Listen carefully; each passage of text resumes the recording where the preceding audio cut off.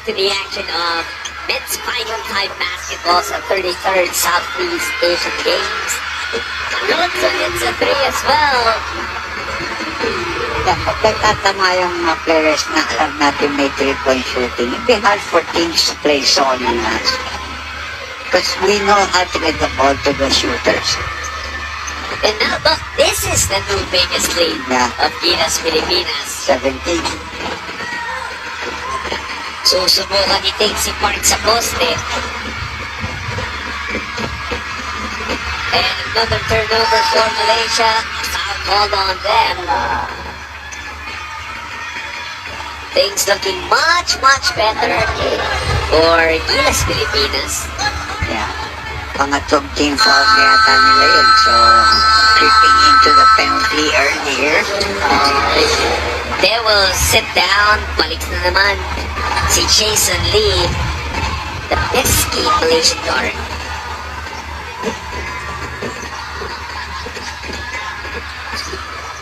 Itong slight advantage mo kay Bobby Ray. He can play like a PG or as a point guard. Because he dribbles well and he looks at the floor quite. Hindi natin nakuha sa offensive rebound mo, but bad pass. Bowling ang nakuha. Working a two-man game with Era. They forced the switch. A smaller league guarding Era, but now Bowling has speed advantage. Ano si Bobby? Ganda niya. He's looking for a foul, pero walang pinito to. May foul na tinawag, pero hindi yata sa kanya. It's against the guy defending Aaron yata. And 30 has come back into the ball game. So, we shorten our rotation here, no? Even the substitutes came in with very little minutes. I think medyo inahasa nito because I think tomorrow we play Vietnam, di ba? If I'm not mistaken, tomorrow we play them at 1:30 yata. I'm not sure, but we'll see. Yan ang pagkakaalam ko sa original schedule. Yan ang mabigat sa mga torneo like this. It's a short tournament, so you're playing almost every day. But if you win 2 games here, because we're only 3 in the group, magpapahinga ka ng maganda-ganda.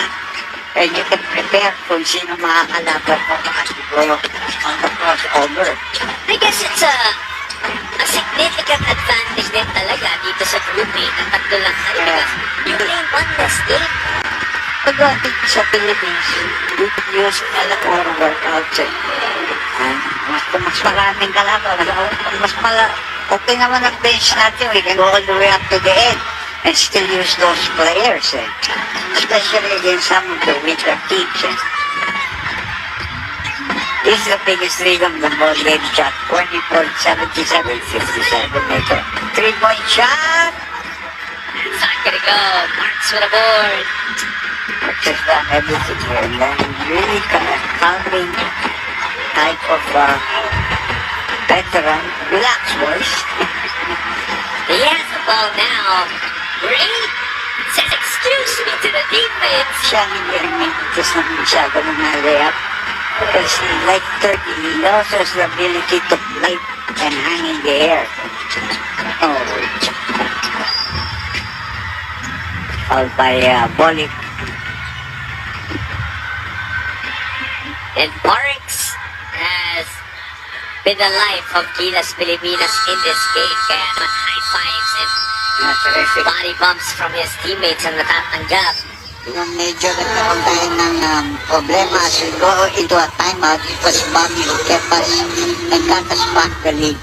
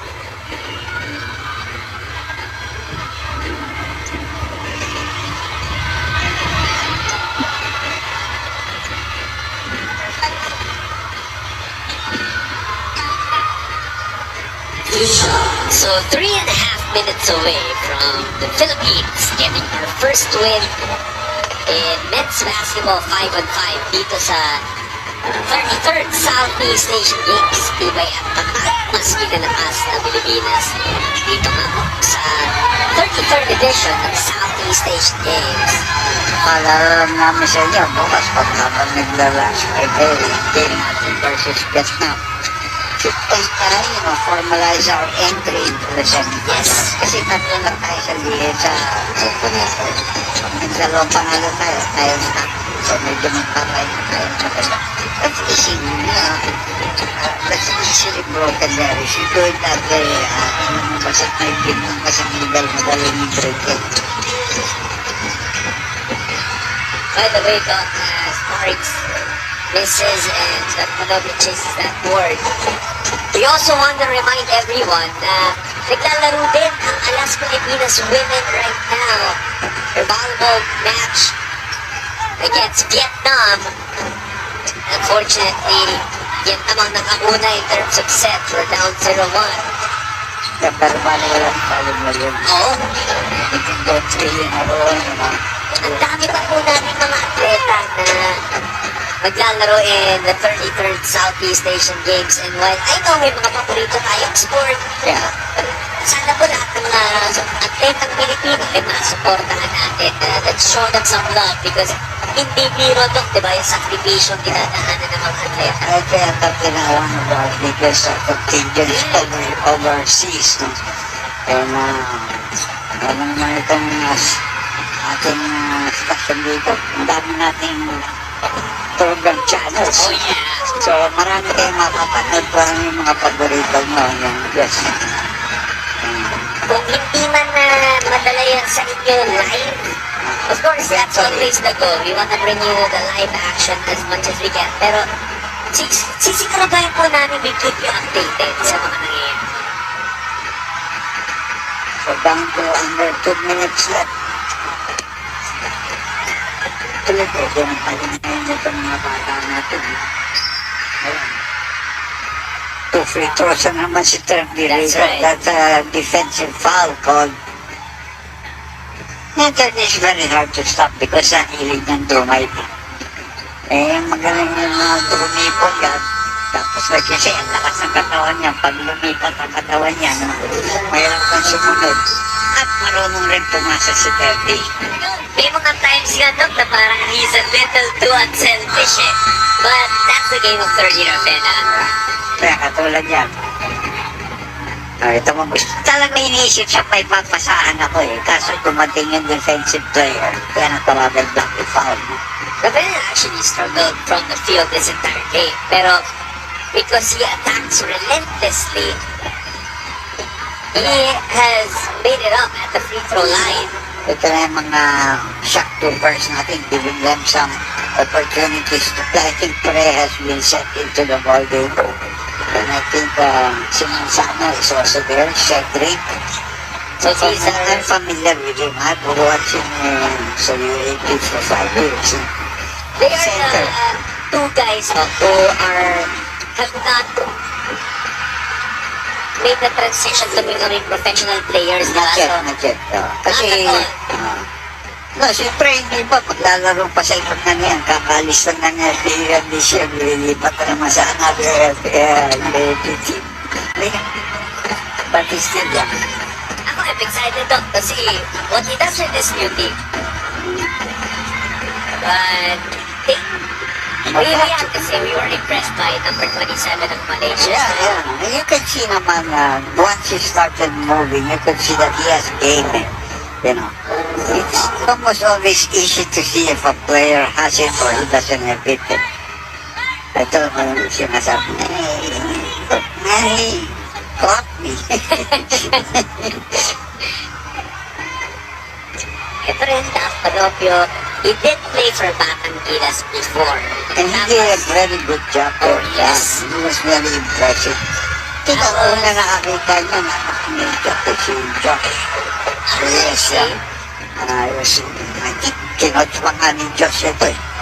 So maybe even Jamaica, I'm not sure. But I think those Josh probably knows his guy well. And he's beginning to so medyo nag-a-adjust mo sa Philippine style of basketball. Pero ngayon, gumagaling na. But kailangan natin siya, partner, because wala tayong point guard. I also remember Doc a time na talagang his name was being thrown around. Yeah. Yung mga gusto makita ng mga Pilipino in the men's Gilas team. And finally, it has happened here in the Southeast Asian Games. Oh, that's an offensive foul. Clear mistake. Dito na rin nahirapan ng Malaysia. They couldn't keep up with the physicality of the Philippines. Ang daming fouls na tinawag. And ang daming lang turnovers. No, but Jack, if you want to create an upset in basketball, you have to know how to play 4 quarters. Hindi pwedeng first quarter, nandun ako, second quarter, nandun ako. Tapos, pag bumulusok ng kalaban, hindi ka na makasabay. You just have to maintain. Even if they put a lead on you, you keep your cool, you play the game, and you try to make better shot selections so that you can keep and stay in the ball game. Ayan mismo, Doc, yung nangyari dito sa laro to, di ba? If you join us a little late, Yeah. paalala lang po namin, or Lamang ikwento pa nga namin sa sila inyo, eh. exactly, after the first quarter, Malaysia was up by 6.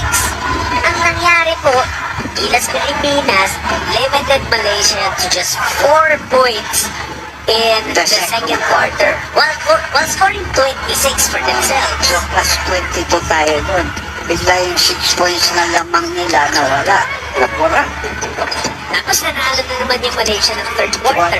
Yeah, but then, eto, it's not that they have enough players to keep up. Just to execute well. Well, I'm hoping, Doc, na Gilas Pilipinas gets off to a better start than against Vietnam. Sana napagpagla natin yung runs that you're mentioning, yung Eagle.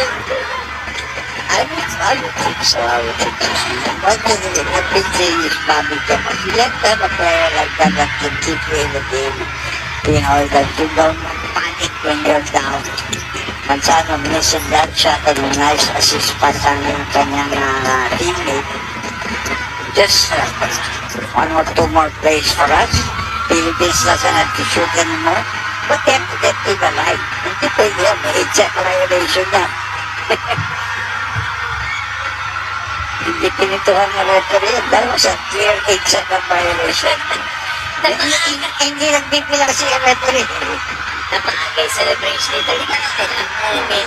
Well, sir, celebration inside the Nimibuta Stadium in Bangkok for the Filipinos who have